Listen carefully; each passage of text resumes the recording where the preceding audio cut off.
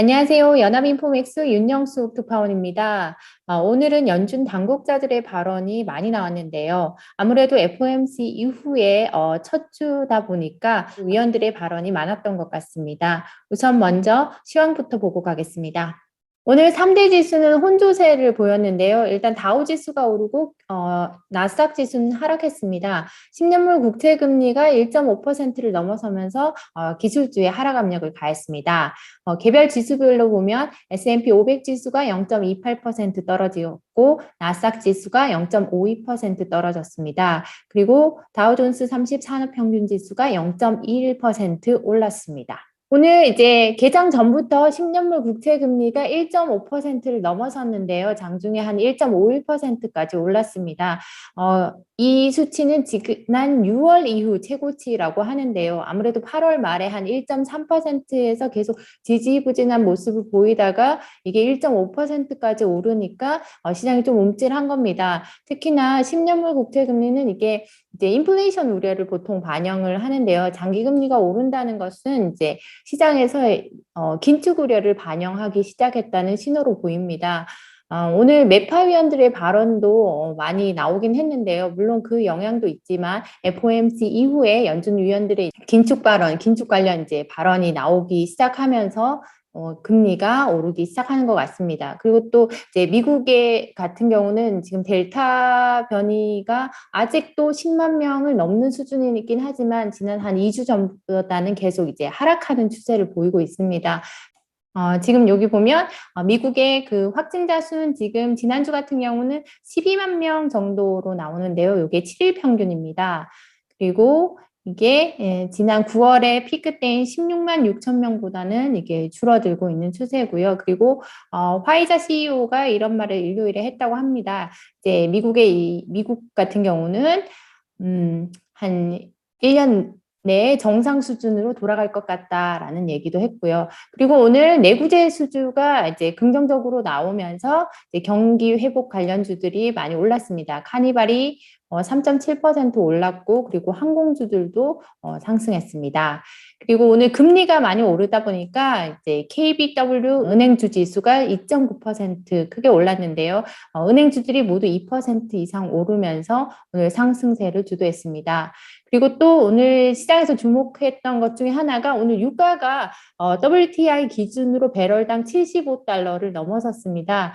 이거는 2008년 10월 이후 최고치라고 하는데요.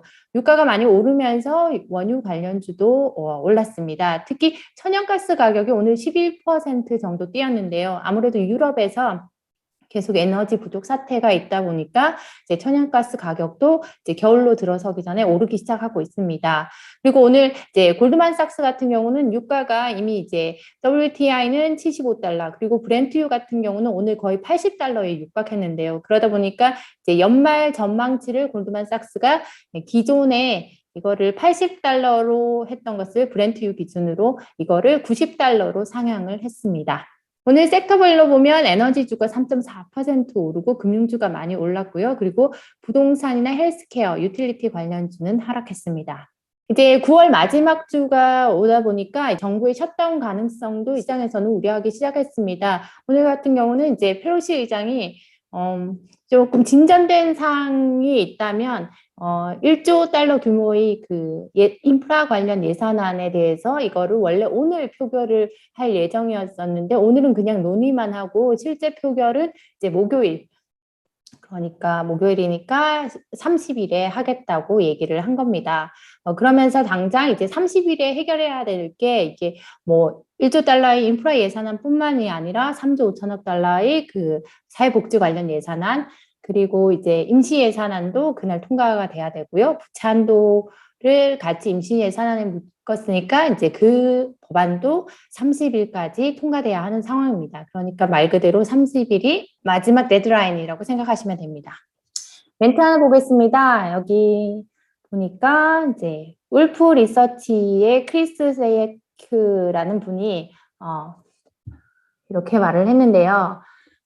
일단 채권 시장, 채권 금리가 오늘 10년물 같은 경우 1.5% 오른 거에 대해서 이 같은 움직임은 우리에게 또 다른 가치를, 그래서 가치가 하락하는 이런 촉매제를 제공한다. 주식 시장에 이런 얘기를 했고요. 특히나 이제 장기 금리의 이런 방향은 앞으로 시장 수익률에 가장 큰 동인이 될 것이다. 그리고 섹터 로테이션, 섹터가 지금 오늘 같은 경우도 이제 가치주랑 경기 민감주들의 방향이 바뀌었는데요. 그런 섹터 로테이션이나 그리고 그 테마 관련 퍼포먼스 성과에 앞으로 수주가 이제 영향을 미치는 요인이 될 거다라고 얘기했습니다. 그러니까 앞으로는 이 국채금리의 방향에 대해서 이제 주목해야 한다라는 얘기겠죠. 그리고 오늘 장중에 보스턴 연은 총재가 사임을 발표했습니다. 이게 보스턴 연은 총재 같은 경우는 원래 당초 내년 사임이 예정이 돼 있었는데요. 이번에 이제 주식 거래 관련해서 논란이 됐던 분이죠. 그러다 보니까 이제 사임을 조기에 한다고 발표를 했습니다. 당초 예상보다 지금 9개월 더 앞당긴 거고요. 네, 이분 같은 경우는 지금 나이가 64세라서 이제 원래는 내년 6월에 사임할 예정이었습니다. 이제 은퇴 나이가 그 연은 같은 경우는 65세로 정년이기 때문에 그래서 내년 6월에 이제 은퇴할 예정이었는데 이번에 이제 논란이 되면서 이제 사임을 했는데 뭐 공식적으로는 이제 건강상의 이유로 이제 신장이 너무 안 좋아져서 이렇게 사임하게 됐다라고 오늘 발표를 했습니다. 그리고 이제 이 얘기가 나오고 나서 장 마감쯤에 똑같은 문제로 이제 연준 내에서 이제 논란이 됐던 분이죠. 그 댈러스 연은 총재인 로버트 카플란 총재도 10월 8일에 사임을 하겠다고 발표를 한 겁니다. 로젠그렌 총재 같은 경우는 9월 말 30일자로 이제 사임하겠다고 발표를 했고요. 카플란 총재 같은 경우는 10월 8일자로 이제 조기 사임을 하겠다고 발표를 했습니다. 이분 같은 경우도 지난해 애플이나 뭐 아마존 같은 대형 주식을 사고 판 그 기록이 보도가 되면서 이제 논란이 일었던 분인데요. 이분 같은 경우는 이제 구체적으로 자기가 그 주식 거래한 것은 패드의 윤리 규정에는 문제가 되지 않는다. 그렇지만 여기 이런 얘기를 했습니다. 불행하게도 최근에 이러한 보도가 연준의 그 업무를 하는 데가 있어서 좀 방해가 된다라고 얘기하면서 이제 그 문제 때문에 사임하게 됐다라는 것을 밝혔습니다. 주목할 점은 이 아까 나온 보스턴의 로젠그렌 총재나 이 댈러스의 카플란 총재가 둘 다 매파 위원들입니다. 그러니까 다 연내 빨리 서둘러 테이퍼링을 하자고 주장을 했었고 금리도 다른 위원들보다 더 빨리 긴축을 하자라고 주장을 했던 위원들입니다. 근데 이분들이 이제 사임을 하게 되면 보통 이제 후임자를 물색을 하게 되는데요. 보통 이제 그 총재가 관두게 되면 후임자들도 좀 비슷한 성향의 그 총재가 되는 게좀 과거에 보면 관례였던 것 같습니다. 그래서 뭐 이분들이 매파였는데 뭐 성향이 나중에 뭐 완전 비둘기파인 위원이 뭐 올 거라는 그런 생각은 아직은 하기엔 좀 이를 것 같고요. 아까 초반에 오늘 연준 위원들의 발언이 오늘 상당히 많았다고 말씀을 드렸는데요. 이들의 발언은 대부분 이제 곧 테이퍼링을 할 때가 됐다라고 해서 지난주 FOMC 결과와 비슷한 말을 했습니다. 다음은 에번스 총재의 발언입니다. 이분은 그동안 이제 매파위원으로 그동안 한 11월에 테이퍼링을 하자고 계속 주장을 해왔던 분입니다. 오늘 발언에서도 이제 11월에 테이퍼링을 하자라고 얘기를 하고 있고요. 그리고 이제 인플레이션에 관련해서 발언한 것이 좀 주목이 됩니다. 그동안 많은 매파위원들이 인플레이션이 이제 일시적이지 않을 것이다. 그러니까 좀 빨리 서둘러 행동에 나서자라고 했었는데 이날 에번스 총재 같은 경우는 인플레이션이 너무 많이 오를 것보다 이제 너무 그렇지 않게 너무 적게 오를 것에 대해서 나는 더 걱정하고 있다라고 얘기를 했습니다. 그 얘기는 인플레이션이 쭉 올랐다가 오히려 그때쯤 돼서는 인플레이션이 떨어질 가능성도 있다라고 우려하고 있는 거고요.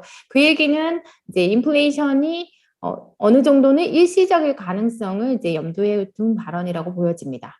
레이얼 브레이너드 이분도 인플레이션이 이제 올해 같은 경우는 일시적일 것이라고 보여진다라고 얘기를 했고 이분도 비슷하게 테이퍼링이 곧 이제 일어날 것이라고 얘기를 했지만 그 약간 이제 앞에 나왔던 윌리엄스 총재나 에번스 총재랑은 좀 다른 발언을 한 것 중에 하나가 그러니까 인플레이션에 대해서는 일시적이라고 얘기를 하면서 그리고 고용 시장과 관련해서는 아직 완전히 고쳐지지 않았다라고 얘기했습니다. 많은 의원들이 이미 고용도 테이퍼링의 기준에 거의 부합했다라고 얘기하는 것과는 약간 거리가 있는 표현인데요. 그렇지만 이분도 고용이 지금대로 계속 개선이 된다면 이제 테이퍼링을 곧 할 것이다라는 발언은 하긴 했습니다.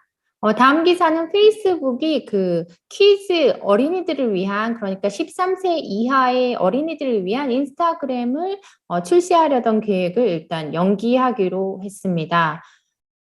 이 같은 발표는 그 여러 정치권이나 시민단체에서 이게 그 청소년들의 정신건강에 이 앱이 끼치는 부정적인 효과에 대해서 많이 이제 논란이 일면서 어린애들을 상대로 한 이 인스타그램을 만들지 말라라는 촉구가 많았습니다. 그래서 그 영향을 받은 것 같고요. 그리고 이게 원래는 10세에서 12세를 상대로 한 그 아동용 인스타그램을 만들려고 지금 계획을 해왔었습니다. 그렇지만 이게 이제 최근에 그 청소년들의 그 자살률을 높이는 원인 중에 하나로 지목이 되면서 인스타그램 키즈 출시를 연기를 했습니다. 골드만삭스가 올해와 내년 전 세계 자동차 생산량 전망치를 조정했는데요. 그러니까 올해 같은 경우는 7,500만 대, 그 전에 예상했던 거는 8,300만 대에서 이렇게 낮췄고요. 그리고 내년 같은 경우는 8,500만 대를 예상을 했습니다. 이 수치도 원래는 9천만 대에서 이제 8,500만 대로 낮춰서 조정을 했습니다. 이같이 조정한 데는 아무래도 계속 기업들이 공급과 수요가 계속 타이트하다. 앞으로 몇 분기 더 계속 타이트하다고 얘기하고 있는 이걸 반영을 했고요. 그리고 또 이제 부품이라는 게 하나만 미싱해도 생산이 멈춘다라는 이 사실을 반영을 했다. 그만큼 이제 공급망 문제가 계속되고 있다는 사실을 반영한 거겠죠.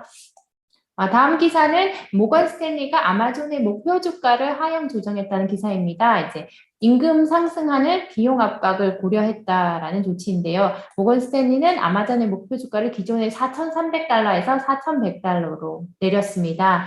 네, 제가 준비한 소식은 오늘 여기까지입니다. 내일 파월 의장이 이제 상원에서 증언을 하게 되는데요. 이전과 비슷한 발언을 내놓을 것 같습니다. 내일 국채금리가 어떻게 될지 한번 좀 지켜봐야 될 것 같고요. 오늘 제가 준비한 소식은 여기까지입니다. 감사합니다.